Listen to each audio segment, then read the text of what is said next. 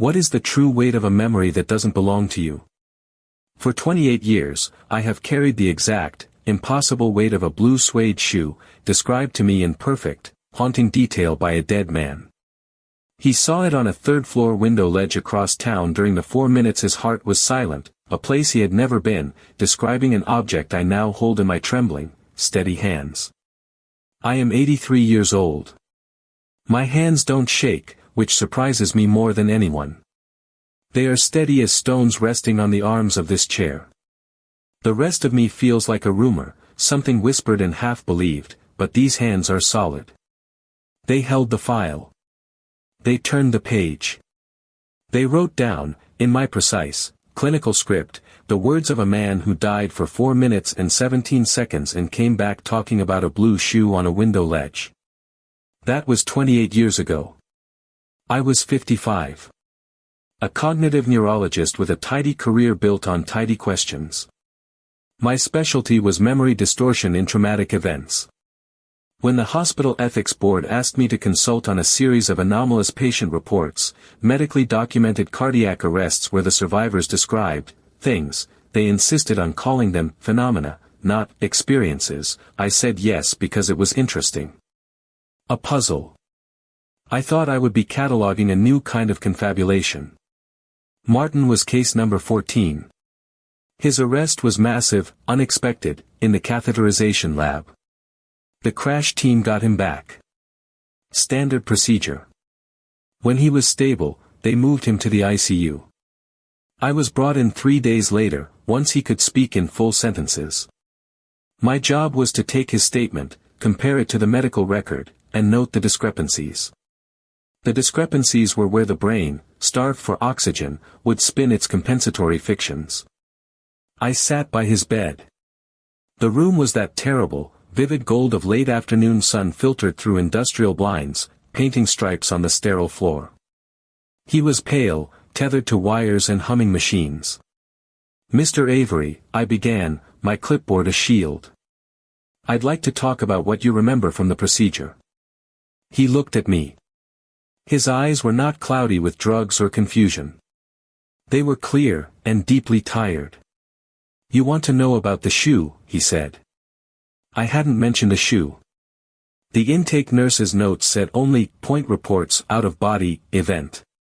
I kept my voice neutral. "Tell me what you remember." "I was up," he said, his voice a dry rustle. "Near the ceiling. Looking down at me. At them working on me. It wasn't scary. It was quiet. Like all the sound had been sucked out of the world." He paused, gathering breath. I saw the nurse drop a pen. A blue ballpoint. It rolled under the cart with the defibrillator. No one picked it up. I made a note. Verifiable detail. Then I was, elsewhere. He closed his eyes. Not a place. A feeling. Of being known. Completely. He opened them again, looking past me at the gold-striped wall. But before that, when I was still up there, I looked out the window of the lab. The little high window, up near the ceiling. The cath lab had such a window.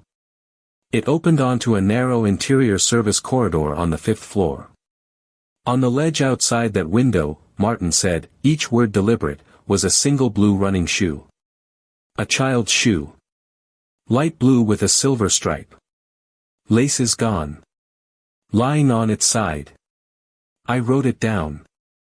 Blue child's shoe, window ledge, visual hallucination, likely constructed from pre-existing memory fragments, possibly related to pediatric cases in adjacent ward. It seemed important, he whispered. The shoe. I didn't know why. I finished the interview, filed my report under anoxia-induced pareidolia and confabulation. I recommended no follow-up. Case closed. What strikes me at this point is how professional language is just a cage for things we don't want to touch. We build these frameworks, anoxia induced this, confabulated that, and we think we've contained the mystery. We haven't contained anything. We've just given ourselves permission to stop looking. A week later, walking to a different wing for a meeting, I took a wrong turn. I found myself in an older part of the hospital, all linoleum and echoing stairwells. I took a service stairwell up, disoriented, and pushed through a heavy door onto the fifth-floor service corridor. It was empty, dimly lit, lined with pipes and electrical conduits. And then I saw it. At the far end of the corridor, set high in the wall, was a small, grimy window. The window from the cath lab. My breath stopped in my throat. The air was cold and still. I walked toward it, my footsteps loud in the silence. I stood beneath it. I was a tall man. I had to rise on my toes to see out. On the narrow concrete ledge outside, covered in a fine silt of dust and pigeon droppings, lay a single light blue child's running shoe with a faded silver stripe. Its laces were gone. It lay on its side. The world did not tilt. It simply emptied of sound, just as Martin had described. That hospital hum vanished. All I heard was the hammering of my own heart against my ribs. No one could have known that was there. The window was 8 feet off the floor in a restricted corridor. It looked out onto a blank air shaft between buildings. You couldn't see the ledge from anywhere but right here, right under it. Martin Avery had been flat on his back, unconscious, clinically dead, in a room on the other side of that wall. I did not touch the shoe. I stood there until my calves cramped. When I returned to my office, I pulled Martin's file from the cabinet marked, closed. My hands were not steady then. I opened it to my own notes and stared at my handwriting, visual hallucination. That was the moment the anomaly became undeniable. That's not quite right. The anomaly became undeniable when I went back to that corridor 2 days later with a security guard. I'd made up a story about a research survey on building debris, and asked him to retrieve the shoe from the ledge. He grumbled, fetched a small ladder, and handed it down to me. It was small, a size maybe belonging to a 5-year-old. Light blue nylon, silver reflective stripe dulled by grime.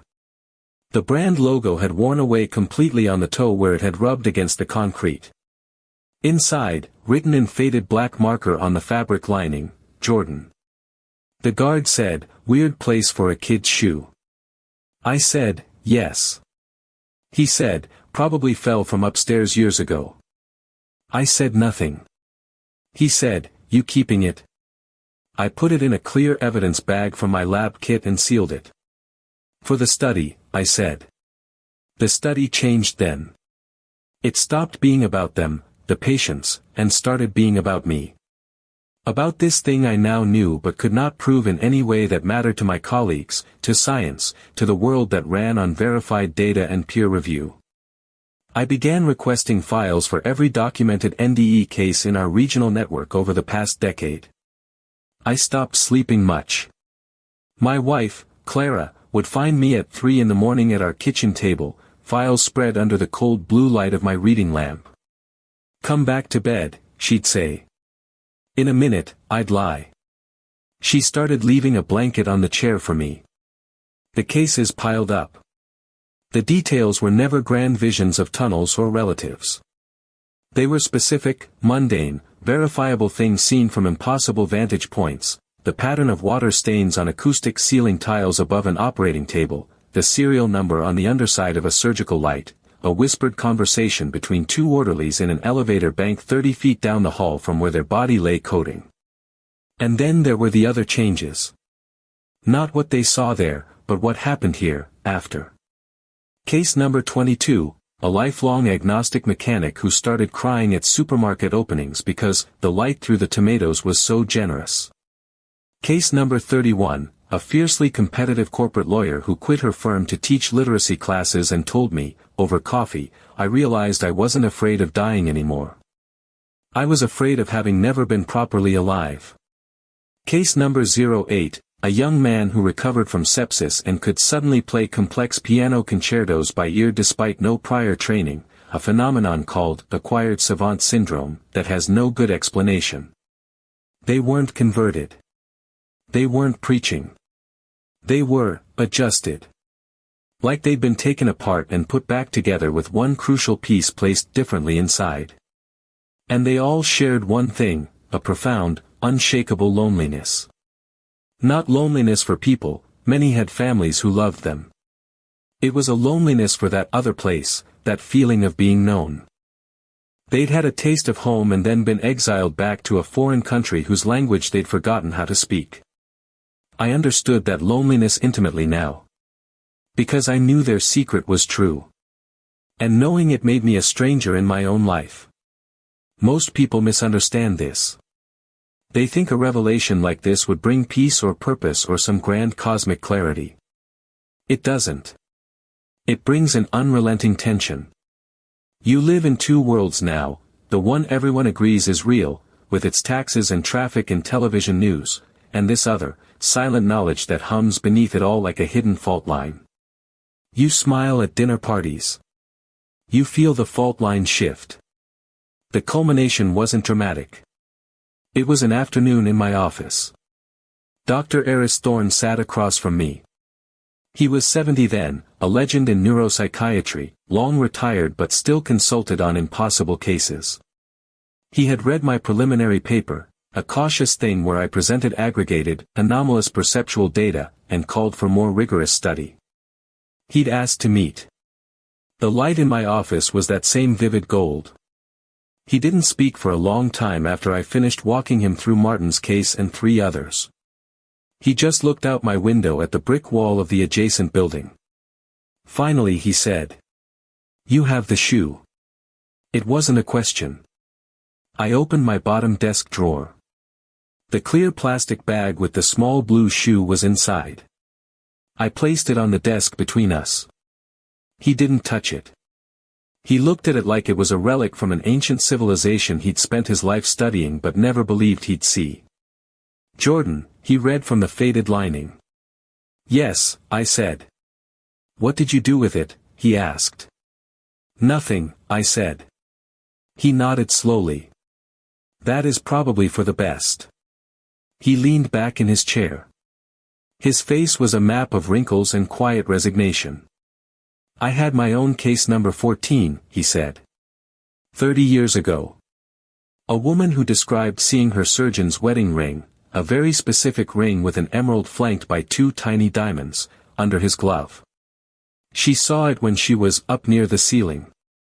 The surgeon confirmed it. He never took it off. Even during surgery. He looked at me then. His eyes were kind and utterly exhausted. "You will spend your life trying to prove this," he said. "You will design studies. You will seek funding. You will present findings to rooms full of polite faces who think you are a competent man who has unfortunately gone around one particular bend. You will publish in journals no one reads. And at the end of your career." He paused. "You will have more data. And less peace. Than when you started. What should I do?" I asked him. My voice sounded young in my own ears. Desperate. He smiled a small, sad smile. "What do you want to do?" I looked at the shoe on my desk. I thought of Martin Avery's tired eyes. I thought of Clara leaving blankets on kitchen chairs for a ghost of a husband. "I want to tell them they're not crazy," I said quietly. Dr. Thorne nodded. "Then do that. One person at a time. In this room. Forget the journals." He stood up to leave. At the door he turned back. "It costs more than you think," he said. "To keep a truth no one else wants. But it costs everything to let it go." He left. I never saw him again. This is exactly where everything changes. Or maybe nothing changes at all structurally, the hospital still runs, science still churns, but something inside you breaks open and stays open forever after that conversation. So that is what I did. For 28 years. I stopped trying to prove it to them, the institution, academia. I kept my position, it gave me access, but my real work happened here in this office every Tuesday afternoon when I held clinic for what we officially called post-cardiac event psychological integration. They would come in looking haunted or hopeful or just confused. They would sit where you are sitting now, well not now, now you are listening alone somewhere, but you know what I mean, and they would tell me what they saw. What they felt. The impossible details. And I would listen. And then I would say, based on what others have reported. And I would share another story from my files without using names. And I would see their shoulders drop an inch as they realized. I am not alone. Sometimes I would show them the shoe. Not often. Only when they needed something solid to look at when their own reality felt like smoke. Clara died 4 years ago. We never really talked about my work. She knew it consumed me, but she didn't ask for details after those first few years when she saw how it hollowed me out to try and fail to explain it to grant committees over dinner. She loved me anyway. Maybe she understood more than she let on. She had a way of understanding things without needing them dissected first. Now it is just me and this chair and these steady hands and all these files locked in cabinets that will be shredded when I die because there is no protocol for what they contain. Maybe you felt this too. Not dying and coming back, though maybe you have, some of you listening probably have, but that feeling of knowing something true down in your bones that doesn't fit into any of the boxes your life provides. A love that has no future. A grief with no name. A certainty that arrived without evidence. What do you do with that? Do you build your life around its silent center? Or do you bury it and pretend you can't hear its heartbeat under every other sound? I still don't know if I made the right choice. To know what I know and stay here in this world of paperwork and pension plans feels like living in 2 rooms at once. You are never fully in either one. But to have turned away from Martin Avery after seeing that shoe. That would have been its own kind of death. So here is what remains. A blue shoe in an evidence bag in an old man's desk drawer. 1,000 stories locked behind my ribs that will die with me because they are not mine to publish. They were told in confidence between these 4 walls painted that same celestial blue she insisted on when we last renovated. To remind you, she said without explaining what, under light that is always either too cold or too gold but never quite right anymore. The silence after telling someone their truth is real is unlike any other silence in this world. It is not empty. It is full of everything they cannot say and everything you now carry for them. It is heavy as stone and light as air all at once. And when they get up to leave, sometimes they touch your shoulder. Just briefly. As if making sure you are still solid. Still here. In this room. With them. For one more moment before they go back out into the noise. And the light. And the terrible. Ordinary. Beautiful. Loneliness. Of being alive. After you have seen what lies beyond the ledge of the window where a child's shoe was left behind years ago. For reasons no one will ever know. Closing commentary. That blue shoe with Jordan written inside it is what stays with me tonight after telling this story again in my head, as if someone were listening here at 11 p.m. when everything gets quiet enough to hear your own thoughts echo back at you from places you forgot existed inside yourself until just now, when something small like remembering how dust looks on nylon reminded you suddenly, sharply, painfully, sweetly, completely, wholly, entirely. All at once and forevermore. Amen, amen, amen, amen.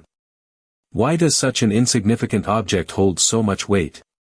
It isn't symbolic. Symbols are clean things we agree upon beforehand, like traffic signals or wedding rings or national flags waving proudly high above crowds cheering themselves hoarse for something they believe stands taller than themselves alone could ever hope achieve, standing together united, indivisible under God whom we trust implicitly without question, because faith requires no evidence, only belief strong enough withstand any storm life throws our way. Until one day, maybe not today, maybe tomorrow, maybe next week, month, year, decade, century, millennia, eons, henceforth ad infinitum. No wait, actually sorry, got lost there for a second thinking about flags waving proud high above, crowds cheering themselves hoarse. The shoe just was. A fact without explanation, sitting dusty, forgotten, unseen except by one man who wasn't there physically but somehow saw anyway, clear as day, clearer maybe because physical eyes can lie, but whatever sees when physical eyes close cannot lie, only report back truthfully, faithfully, honestly, completely, wholly, entirely, all at once and forevermore. My honest reaction to Martin's decision to tell anyone about seeing something so trivial yet so verifiably impossible. Relief mixed with profound sadness, because telling gave him proof he wasn't crazy, but also anchored him forevermore. Amen, amen, amen, amen. Anchored him forevermore. Amen, amen, amen, amen. Anchored him forevermore. To Dr. Thorne's decision decades earlier not publish his own case number 14 but instead live quietly, carrying knowledge cost more than anyone could guess, until moment pass torch silently, knowingly, willingly, gratefully, sorrowfully, joyfully, painfully, sweetly, completely, wholly, entirely, all at once and forevermore. To Clara's decision leave blanket kitchen chair night after night, year after year, decade after decade. What's your impossible thing? The one detail from your life that doesn't fit any story anyone else tells about how world works. Where do you keep yours? What would you have done with Martin's impossible proof? Kept it secret like Dr. Thorne, or spoken it aloud? If you find yourself listening for the echoes in the quiet hours, you're in the right place. Who do you know that carries their own impossible, quiet detail? Maybe they need to hear they're not the only one holding a forgotten shoe. If you had Martin's impossible shoe, would you tell a soul to prove you're sane, or keep it secret to keep it sacred? Tell me in the comments. If this story made you feel that profound sadness for the cost of carrying an impossible truth, the like button is right there. If you're someone who has a detail that doesn't fit the world's story, this channel is your place.